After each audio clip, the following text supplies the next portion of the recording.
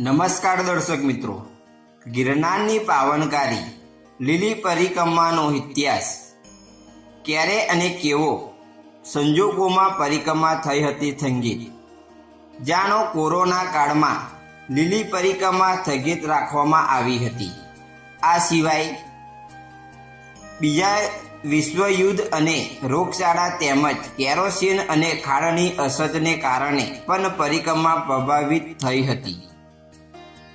જૂનાગઢ આ વર્ષે વાવાઝોડા અને વરસાદને કારણે ગરવા ગિરનારની પાવનકારી લીલી પરિક્રમા સ્થગિત રાખવામાં આવી છે. માત્ર પરંપરા પૂર્ણ થાય તે માટે 11ના દિવસે મધ્યરાત્રે સાધુ સંતો દ્વારા પરિક્રમા રૂટ પર પૂજન કરીને પરિક્રમા પગતે રૂપે થશે. અગાઉ કોરોના કાળમાં લીલી પરિક્રમા સ્થગિત રાખવામાં આવી હતી. આ સિવાય બીજા વિશ્વયુદ્ધ અને રોગચાળા તેમજ કેરોસીન અને ખાંડની અછતને કારણે પણ પરિક્રમા પ્રભાવિત થઈ હતી. લીલી પરિક્રમા સૌપ્રથમ વખત કોને શરૂ કરી હતી? જાણીએ પરિક્રમાને લઈને એક વિશેષ અહેવાલ. આ વખતે પ્રતિકાત્મક ગિરનાર પરિક્રમા. ગરવા ગિરનારની પાવનકારી લીલી પરિક્રમા આવતીકાલ રવિવારની મધ્યરાત્રિથી શરૂ થવા જઈ રહી હતી, પરંતુ પ્રતિકૂળ હવામાન તેમજ વાવાઝોડા અને ભારે વરસાદની આગાહીને પગલે આ વખતની પરિક્રમા સ્થગિત રાખવાનો નિર્ણય રાજ્યની સરકારે કર્યો છે. ગિરનાર મંડળના સાધુ સંતો દ્વારા પરિક્રમા માર્ગનું પૂજન કરીને પ્રતીકતા રૂપે અને સનાતન ધર્મની પરંપરા તેમજ તેના મૂળ સચવાય તે હેતુસર પ્રતિકાત્મક પરિક્રમા યોજાશે, જેમાં માત્ર ગિરનાર મંડળના સાધુ સંતો પરંપરા પૂર્ણ કરવા માટે જોડાઈ રહે છે. કોરોના કાળમાં પણ બંધ હતી પરિક્રમા. વર્ષ 2019માં કોરોનાના સંક્રમણને ધ્યાનમાં રાખીને ગરવાગઢ ગિરનારની આદિ અનાદિ કાળથી કરવામાં આવતી પાવનકારી લીલી પરિક્રમા રદ કરવામાં આવી હતી. ત્યારબાદના વર્ષોમાં કોરોનાનું સંક્રમણ ઓછું થતાં સ્માર્ટ સેનિટાઈઝર અને સોશિયલ ડિસ્ટન્સના જોખમ અમલ માટે 500-500ના જથ્થાને પરિક્રમાના માર્ગ પર જવા દેવામાં આવતા હતા. ત્યારે બાદના વર્ષોમાં ધીમે ધીમે સમગ્ર વિશ્વમાંથી કોરોનાનું સંક્રમણ દૂર થતાં પરંપરાગત રીતે યોજાતી આવતી પરિક્રમા વર્ષ 2021થી ફરી એક વખત નિયમ મુજબ શરૂ કરવામાં આવી હતી, જેમાં લાખોની સંખ્યામાં શ્રદ્ધાળુઓ યાત્રિકોએ ગિરનારની પાવનકારી લીલી પરિક્રમા કોરોના સંક્રમણ બાદ પૂર્ણ કરી હતી. કોને કરી પ્રથમ વખત ગિરનારની પાવનકારી લીલી પરિક્રમા? ગરવાગઢ ગિરનારની પાવનકારી લીલી પરિક્રમા સૌ પ્રથમ વખત જગતગુરુ ભગવાન શ્રી કૃષ્ણ દ્વારા કરવામાં આવી હતી હોવાના પુરાણાઓ આજે પણ આપણા ધર્મગ્રંથોમાં જોવા મળે છે. ત્યારબાદ તેમની સાથે ભાઈ બલરામ સહપરિવાર સાથે જોડાઈને ગરવા ગિરનારની લીલી પરિક્રમા કરી હોવાની માન્યતાને કારણે આજે પણ લીલી પરિક્રમાનું મહત્વ આદિ અનાદિથી જેવું જ માનવામાં આવે છે.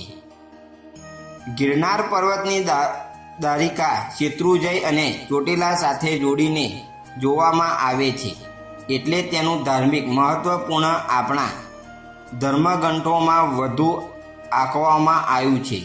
આવા ગરવાગઢ ગિરનારની પાવનકારી લીલી પરિક્રમા કરવા માટે દર વર્ષે લાખોની સંખ્યામાં પરિક્રમાઓથી આવીને 36 કિલોમીટરની પગપાળા યાત્રા કરીને પરિક્રમામાં ભાવોનું માથું બાંધતા જોવા મળે છે.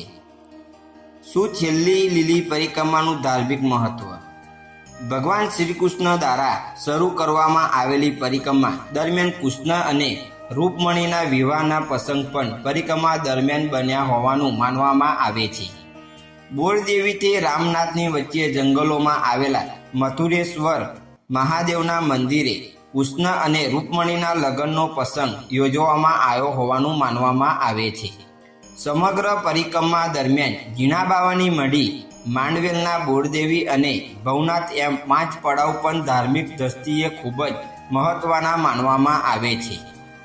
અહીં દરેક પરિક્રમાઓ રાતવાસો કરવાની ધાર્મિક પરંપરા છે. એમ કહેવામાં આવે છે કે 5 પાંડવો વિના પૂર્ણ કરવામાં આવેલી પરિક્રમા પુણ્યની દ્રષ્ટિએ અધૂરી માનવામાં આવે છે.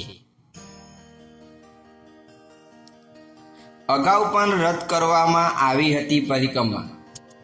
આવી પાવનકારી લીલી પરિક્રમા જે જગતગુરુ ભગવાન શ્રી કૃષ્ણ દ્વારા શરૂ કરવામાં આવી હતી તે કેટલાક કિસ્સાઓમાં રદ પણ કરવામાં આવી હોવાનો પ્રસંગ બન્યો છે. મધ્યકાળમાં જૂનાગઢના કેટલાક શાસકો દ્વારા પરિક્રમાને બંધ રાખવા માટે ફરજ પાડવામાં આવતી હતી. તેવા સમયમાં લીલી પરિક્રમા રદ કરવામાં આવતી હતી.